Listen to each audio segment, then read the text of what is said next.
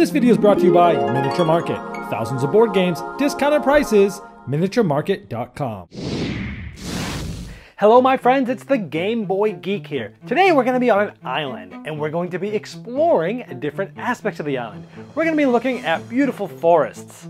We're going to be checking out huge mountains and we're going to be looking at beautiful lakes. Now this is not just any island. Today we're going to be talking about Dragon Island. This is from R&R Games.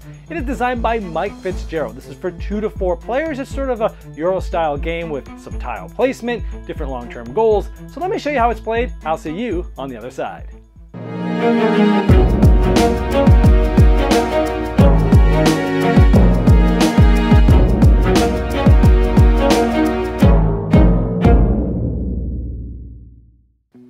At the beginning of Dragon Island, everybody gets to select a color and a player board which has some really awesome artwork on it. And here's the other 2 colors, the white and the blue as well. Now you'll be keeping this as a shield like this behind, shielding all your money and things like that, but it is used as a player aid as well to work through your turn and having everything on there that you need to know. You'll also get these different dragon cards of the different colors, just to show you that these will correspond with actual dragons that will come out on the board throughout the game, but these also give you special abilities when you do take a dragon as a pet. Now over the course of the game, you're going to be getting points by capturing dragons. You're going to get points by building buildings and dragon pens and dragon layers, and also finding treasure using treasure maps. Now the first thing you do in your turn is place a tile. Now you'll have a couple tiles behind your board and they're double-sided. They have different actions and different colors and you get to decide which one to put out. You also have a treasure map that you'll be trying to score as well. Now we're a couple turns in here, but the first thing I would do is place a tile. And you can place it so it's next to at least 2 tiles like this. Or at the beginning of the game, you'll be placing it just around the wizard keep as well. And when you place a tile, you're going to get active energy based upon that tile and everything surrounding it. So this is red, and this is blue. So I'd get 2 red active energy and 1 blue. And I would keep those as energy behind my shield. Then if there's any dragon icons on the board that don't have dragons, we'd go ahead and place them on there with that color. Then if I wanted to, I could move any dragons for 1 coin to any other spot on the board. So I might want to move this one over here. Then you must move. Now you can move any 1 tile in any direction that has a tile, or you can teleport to the wizard's keep and either stay there or then move 1 in any direction. There's also a way to use a dragon to fly yourself over there. We'll talk about that later, but let's say I just move over here. Now when you move to a tile with a dragon, at least one of them, you have to be able to do one of 2 things. Either tame the dragon or capture the dragon. If you can't move there. Now if there was only 1 dragon here, you could tame it. And that's only if it's the only dragon there. And to tame it, now you'd take the dragon card that you started with behind your shield and you'd place it in front of your shield so everyone can clearly see that you have the red dragon as a pet. Now on the other side of this is the actual functional side, so we have now a pet red dragon, which now gives us a special ability. Because now, movement, we can fly the wizard to any red tile. Now that was part of the extra type of movement things you could do. Remember, you can only move 1 space in any direction, or you can move the wizard's keep, or since I have the pet dragon that's red, you can fly to any tile that matches that color, and then move either 1 space in any direction or stay there. So essentially it allows me to fly to any red tile throughout the game. Also, it's -1 active energy to capture dragons. We'll talk about capturing those. Actually, we're going to talk about it right now. So normally, let's talk about capturing dragons. Now let's assume I already had a red pet dragon, and when I came here, there were actually 2 dragons like this. And since there's more than 1, I can't tame them. I need to capture them if I want to. It's optional. In this case, you have to spend by default 10 active energy. This essentially is cubes of the tile color I'm on and all the surrounding ones. In this case, I'm on red and I'm surrounded by red and blue, so the only ones I can use is red and blue. Now by default it's 10, but I have a red dragon pet, which also allows me to use 1 less active energy when capturing dragons. So that's 1 less, and because I'm on the tile of my wizard color, it's also -1.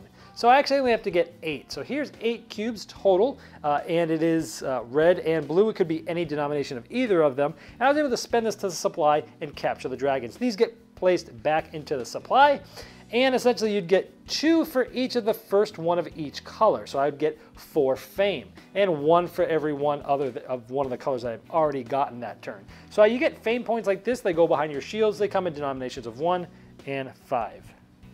I'd then be able to get a dragon token for each of the colors that I had not captured before and place it in front of my shield. Then optionally, if I want to use the action that's on the different tiles, only the one that you're on, we'll go over what these do later, but that's optional. And then finally, if I want to, I can play a treasure map card. So let's say I was going to play this treasure map card. X marks the spot, and this tells it it's a mountain, a red card because it's red around, and I am on a mountain, so that's good. And around me has to be at least 2 lakes, 1 mountain, and 1 plain. So here we have 1 mountain that's near me, and we have 1 white plain, and we have 2 blue lakes. So that's good because I'm there. I found it. I'd get 3 fame and 2 gold, and this would go to the bottom of the pile. I would then draw a tile from the bag. This is a very nice bag. It's velvetish, has a nice logo on it, and I would draw a tile so that I have 2 again. Now these tiles are actually huge. Like, I mean, look at my hand here. It might be hard to tell, but these are really big, bulky tiles. They're very nice. Then you'd move to the next player's turn. So let's go over what some of these actions do on the tiles. Now this one here allows you to get 2 coins. That's the wizard keep. If you were here, you could get a treasure map card. You'd take 2 from the bottom, you would look at them, you'd pick 1, and you put the other at the bottom of the pile. This is the telekinesis. If you're here, you would get whatever cube color is here, but yellow is gold. So you'd get a gold, plus you'd get you'd go straight line in one direction, and you'd get cubes of the colors of the ones that you touch. So here I would get 1 gold. If I went this way, I'd also get a red cube, but it would be for every tile in that direction. Now, I was here, I could build, assuming that there's no dragons, because you can only build where there's no dragons. Let's say I do an energy spire. I would cover the dragon, because now no dragons will show up there, because there's a building there. This would get me 3 fame points, plus anytime somebody comes here, they get 2 of the energy here instead of just 1. Now remember, building is 5 active energy, -1 if it's the same color as your wizard, and -1 if you have the white dragon as a pet. But instead of this one, let's say we did a dragon pen. Everybody has 1 of these to start the game. It's worth 2 fame, but now anytime a dragon is moved to this tile, it goes into the pen. Instead of that one, maybe you want to do the dragon's lair. If you do that, you must have a pet of that color. I had a red dragon pet. This goes back into the supply, knowing that it's now in the lair. And this is important because the other ability is essentially a storm. And what happens is anytime the storm is activated, everybody else has to lose 1 of their gold coins off their dragon pets, unless it's protected by the dragon lair. And that's important because if you did have a red dragon pet here, if all the coins on here are gone, you'd lose that pet.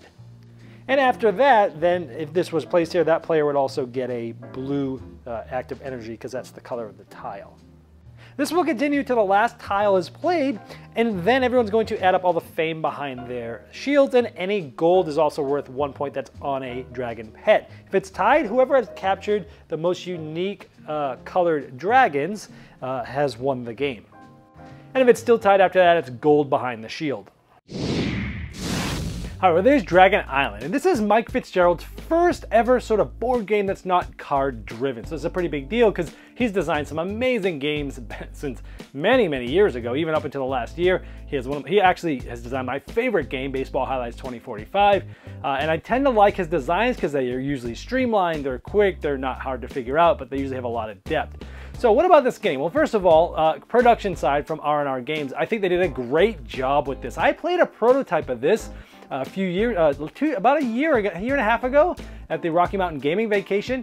And you know, it's always hard to play that and then see how it ends up being. But man, they really knocked it out of the park here. It looks gorgeous. The artwork is awesome. I really love that. The components are great. The dragons look awesome. They feel awesome. They're heavy and chunky. So I think they did a great job in the production of this. I mean, when this game showed up and I picked it up, I was like, wow, this game is heavy. There's a lot of bits in this game, and there definitely is. So I think they did a great job with these huge tiles and all the different things they put into this game from a production side. Now, the game itself, I enjoyed the tile laying aspect of this game. And so you're picking up tiles, you're looking at them. I love that they're double-sided. So on every turn, you've got 2 tiles and they're both double-sided. So you have like 4 different decisions to figure out which tile do you want to place. Sometimes you're going to want to put it for a certain color or type of tile it is. Sometimes you're going to want to do it for a certain action depending on what's going on. And I like that you have a lot of decisions to do that. And as you're laying those tiles, you know, it's really creating the different board that's in the game. So the board is basically being built by the different players, one big single board throughout the game. And I like that aspect of sort of exploration. And so the game's always going to be different in that aspect. And so I really love the tile aspect of that. And then also the, you know, playing those map tiles, the treasure map cards, where you're trying to get things to line up. You know, you might look at this and say, hey, that's similar to sort of Takenoko. Yes, but it's not as sort of specific as, you know, with that, you had to have the right colors and you have the right, like, orientation, where this, it's like, hey, as long as there's this many surrounding here somewhere. So if you like the tile laying aspect of Takenoko and you like the aspect of getting those cards to flip over when you had them in a certain orientation, you're going to like that aspect of the game. That was my favorite aspect of this game, was laying the tiles, trying to set myself up, going there and finding the treasure. The game actually has a lot going on. There's really 4 different ways to score points and 4 different paths to victory. You get the treasure maps, you got the dragons, which you're getting points by either making a bunch of them pets or by going and just capturing a bunch of them, maybe even with a pen. And then you've got the buildings, the energy building, the dragon's lair, the dragon's pen. There's different paths to go for, and you probably need to do 2 of them pretty well to win at the game. So I liked how there's different paths to go. I really liked that every game feels different. This is one of those games that you're going to want to play a lot before you make some decisions on it, because every game does feel differently. Like in my last game, wow, there's 1 gold tile out the entire time. So like the only way to get money was to finish the treasure map cards, or to go to that gold space, or to go to the wizard's keep. Like money was super tight, so it lended itself to a different strategy than, say, if there's a lot of them. And so I liked it that every game feels different. Also, when you play with different people and they go for different strategies, the game feels different. If we're playing a 3-player game and 2 players are going after a heavy dragon strategy, where they're setting up pens, they're pushing dragons over there with a bunch of coins, they're trying to set them up, well, I'm going to be going a heavy build strategy, maybe try to be building over the spots that those dragons are coming up from, so they have less abilities to be able to move dragons out as the game goes on. And I'm going to make sure I don't put tiles out that have dragons. So it's interesting how the group dynamics can really change how the game's played as well. So every game feeling different is a big plus for this one. This game is really about having big turns, comboing a bunch of stuff together, and have a very fulfilling turn. It's where you're doing a bunch of things, you're moving, you're bringing dragons out, you're moving them over here, you're maybe finishing a treasure map, and you're capturing a bunch of dragons. Everyone's like, wow, it's a big turn. Yes, it is.